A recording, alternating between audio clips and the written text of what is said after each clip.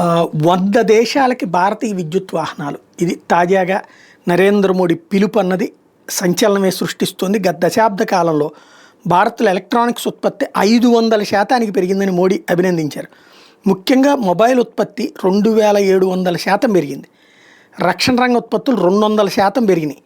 Make in ఇండియాకి సాధించినటువంటి అతిపెద్ద గొప్ప విజయం అయితే ఏదైతే గణేష్ ఉత్సవ సందర్భంగా మేక్ ఇన్ ఇండియాలో సరికొత్త అధ్యాయం ప్రారంభమైంది.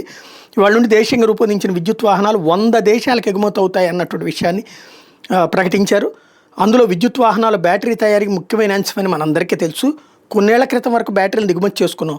విద్యుత్ వాహనాల తయారీని బలోపేతం చేయడానికి భారత్లోనే బ్యాటరీలను ఉత్పత్తి చేయాల్సిన అవసరం ఉంది.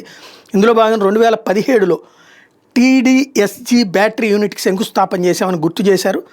భారత్కి ప్రజాస్వామ్య శక్తితో పాటు జనాభా అనుకూలత ఉంది.